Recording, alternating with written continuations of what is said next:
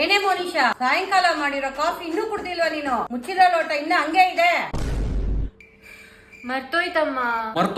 ಮರ್ತೋಗೋ ಅಷ್ಟು ವಯಸ್ಸಾಗೋಯ್ತಾ ನಿಂಗೆ? ಮೂರೊತ್ತು ಕೈಯಲ್ಲಿ ಫೋನ್ ಇಟ್ಕೊಂಡು ನೋಡ್ತಾನೆ ಇರ್ತೀಯಾ? ಪಾಪ ಅಮ್ಮ ಕಷ್ಟಪಟ್ಟು ಕಾಫಿ ಮಾಡೋರೆ, ಅದನ್ನ ಕುಡಿದ್ ಖಾಲಿ ಮಾಡಕ್ ಏನೇ ರೋಗ ನಿನ್ಗೆ?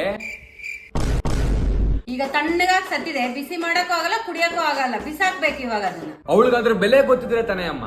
ಅಪ್ಪ ಎಷ್ಟ್ ಕಷ್ಟ ಪಟ್ಕೊಂಡು ದುಡ್ಕೊಂಡ್ ಬಂದು ಹಾಲ್ ತಗೊಂಡ್ಬರ್ತಾರೆ, ನೀವ್ ಎಷ್ಟ್ ಕಷ್ಟಪಟ್ಟು ಕಿಚನ್ ಅಲ್ಲಿ ಕಾಫಿ ಮಾಡ್ಕೊಡ್ತೀರಾ? ಅವಳೇನ್ ಕಷ್ಟ ಪಡ್ತಾಳ? ಇಲ್ಲ, ಅವಳಿಗಾದ್ರ ಬೆಲೆನೇ ಗೊತ್ತಿಲ್ಲ. ಇವತ್ತಿಂದ ನನ್ನ ಏನು ಕೇಳ್ಬೇಡ, ನಿಂಗೆ ಏನ್ ಬೇಕೋ ಎಲ್ಲ ನೀವೇ ಮಾಡ್ಕೊ. ಹೌದಮ್ಮ, ಕರೆಕ್ಟ್ ಆಗಿ ಹೇಳಿದಿರಾ. ನೀವೇನ್ ಅವಳ ಆಳ, ಅವಳು ಕೇಳಿದೆಲ್ಲ ಮಾಡ್ಕೊಡೋದಿಕ್ಕೆ. ಮೇಲೆ ಅವಳ ಕೆಲ್ಸ ಏನೇ ಇದ್ರು ಅವಳೇ ಮಾಡ್ಕೊಳ್ಳಿ. ಏಯ್, ನೀನ್ ಮುಚ್ಚಾಲೆ ಸಾಕು, ಬಂದ್ಬಿಟ್ಟ ಹೇಳಕ್ಕೆ. ಅಮ್ಮ, ಇವ್ನ್ ಸ್ನಾನಕ್ಕೆ ಹೋದ್ರೆ ನಾವ್ ಟವಲ್ ಹಾಕ್ಬೇಕು, ಇವ್ನ್ ಕಾಚ ನಾವ್ ಹೋಗಿಬೇಕು, ಇವ್ನ್ ಎಲ್ಲಿ ಕೂತಿರ್ತಾನ ಅಲ್ಲೆಲ್ಲ ತಗೊಂಡೋಗ್ ಕೊಡ್ಬೇಕು. ನೀನ್ ಕುಡ್ದಿರೋ ಲೋಟನ ಕಿಟಕಿಲಿ ಇಟ್ಟಿದ್ದನ್ನ ನಾನ್ ತಂದು ಶಿಂಕಲ್ ಹಾಕಿದೀನಿ, ನೀನ್ ಬಂದ್ಬಿಟ್ಟ ಅವಳಗ್ ಬೈಯಕ್ಕೆ. ಅಮ್ಮ, ನನ್ನನ್ ಯಾಕಮ್ಮ ಬೈತಿದ್ಯಾ?